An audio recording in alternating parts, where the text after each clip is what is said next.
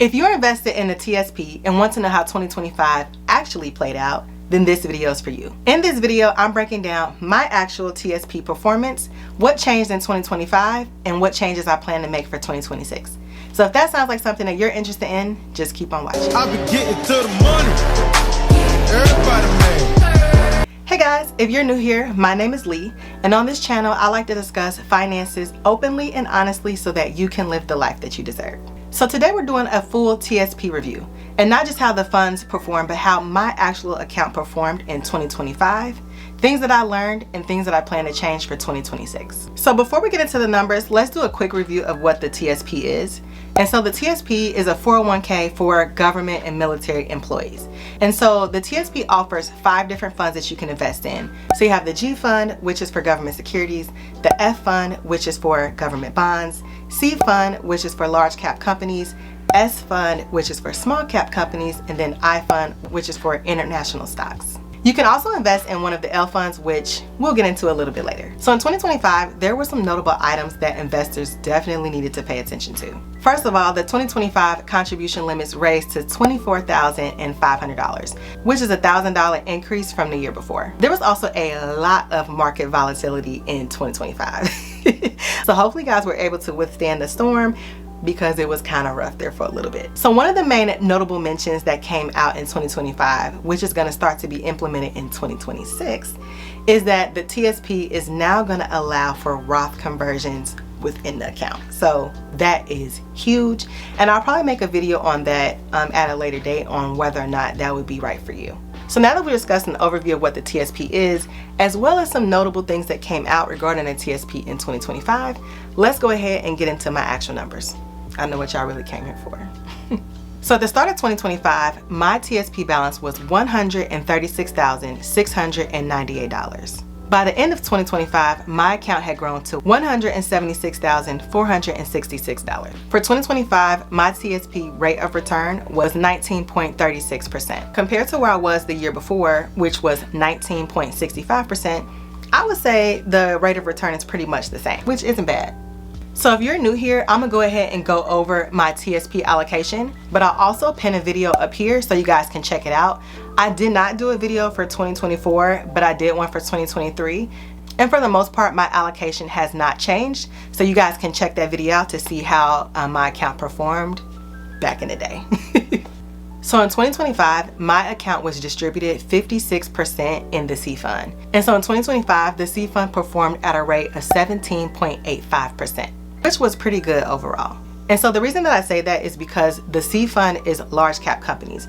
And if you remember, like all the way back at the beginning of 2025, those companies really struggle. So there was a lot of tariff talks, and like the stock market just kept doing this.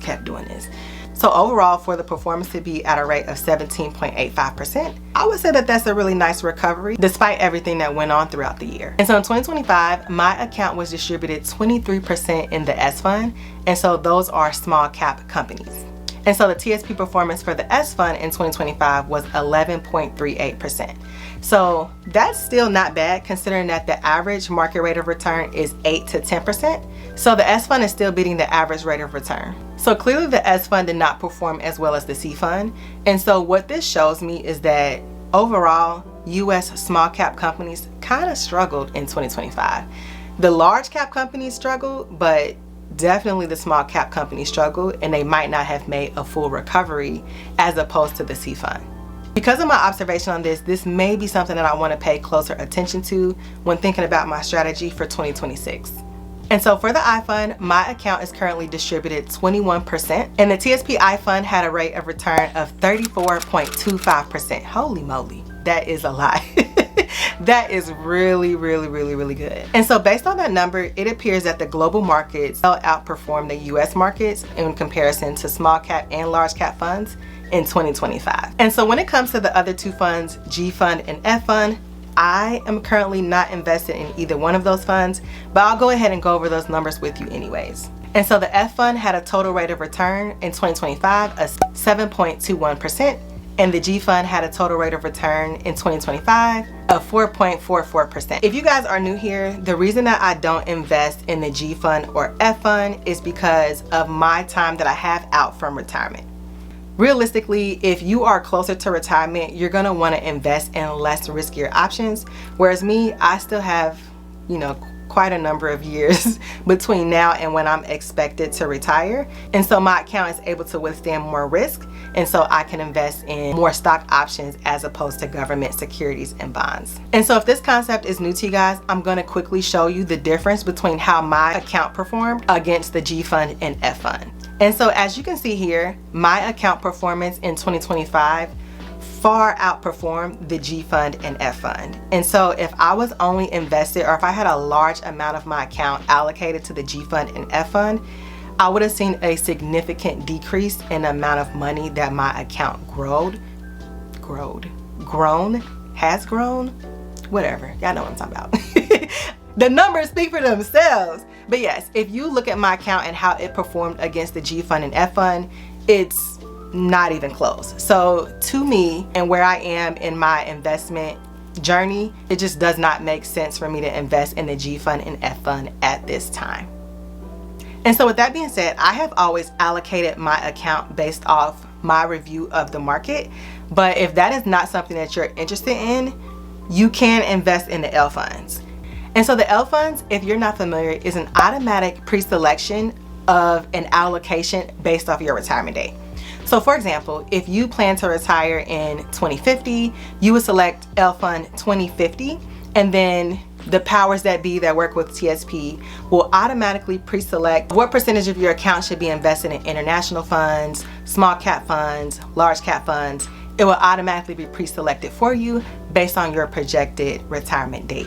Historically, my account has always performed better than the L funds, but we'll just go ahead and take a look at how the L fund performed in 2025, just to make sure I'm not missing out on nothing, y'all. You know, that's the whole point in going over these numbers, just to make sure that, you know, I am selected in the best option for me.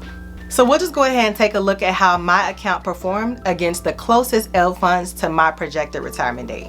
So L Fund 2045 had a rate of return in 2025 of about 18.2%.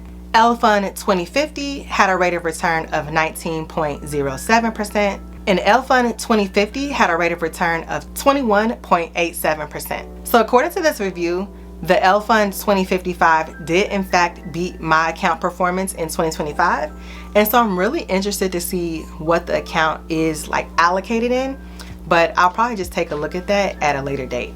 Overall, I think that my account does keep up with the L funds and when it comes to retirement projection. So let's go over what worked in 2025 and what didn't work in 2025. So in 2025, I would say that being consistent definitely worked out in my favor. I did not fall into panic selling, and the reason that I didn't is because I knew that I had a lot of time for my account to recover, even though it was sinking at the beginning of the year. And so not only did I not panic sell, but I also made sure to not cut off my contributions. So I continuously contributed throughout the entire year. I did not stop any TSP contributions despite what the market was reflecting. Another thing that I think worked out in my favor is that I did not redistribute my account allocation. And so even though the C fund, which the majority of my account is allocated in, tanked really bad, like earlier in the year, like in the first and second quarter, I still continue to invest in large cap funds. So I didn't change my allocation to be more in the G fund or more in the F fund. I still made sure to keep my exact allocation, and I made sure to continuously invest throughout the year. And I think that that really worked out in my favor. And so looking back at the numbers, one of the things that kind of did not work out in my favor is that historically I have kind of shied away from the international funds, and over time they have not performed better than the small cap funds and large cap US funds. And so in 2025, I wasn't expecting that, and so I did not get my account and change those allocations throughout the year. And so historically, based off the data, the S fund and the C fund have very much outperformed the I fund historically. And so in 2025, I just kept my same allocation and did not, account for the international markets really stepping up in 2025. So I kind of think that that might have been a missed opportunity.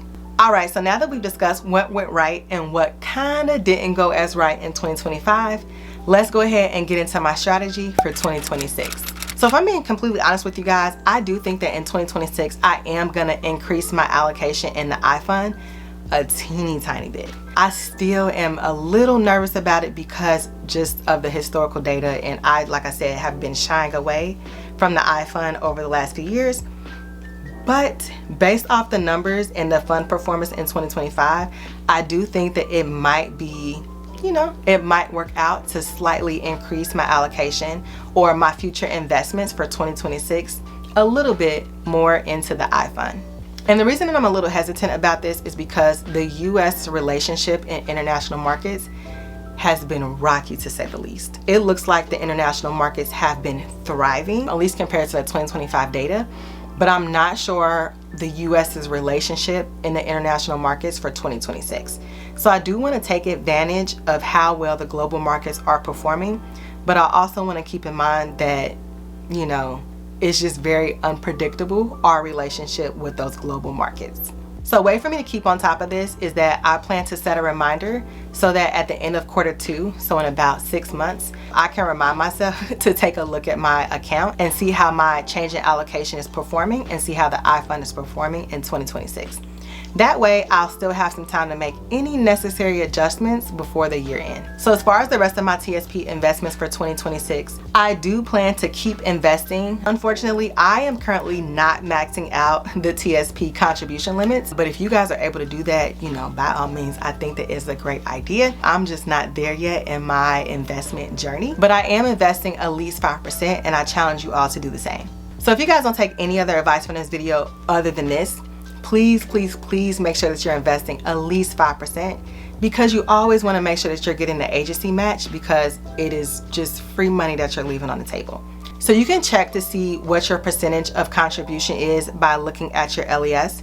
And if I'm just speaking foreign and y'all don't know what that is, leave me a comment down below and I can help you get through the steps on seeing how much you're actually investing in the TSP and making sure that you're at least getting that 5%. So overall, my 2026 TSP strategy is to stay focused on long-term results. I want to make sure that I'm optimizing growth in my account while also making sure that I manage the risk. So I will be monitoring my account closely. So let me know if there's anything else that I should be considering while formulating my 2026 TSP financial strategy, because there's so much information out there and you don't know what you don't know. So make sure you leave me a comment and let me know if there's anything that I'm leaving out. So that wraps up my 2025 TSP performance review. I think that I did pretty good in 2025, and I'm looking forward to see how my account progresses and hopefully grows in 2026. As always, I really enjoy making these videos. If you found this even a little bit helpful, make sure that you give me a thumbs up. Make sure you subscribe to my channel so that you can be notified of when I make future videos, and I will see y'all in my next one. Bye.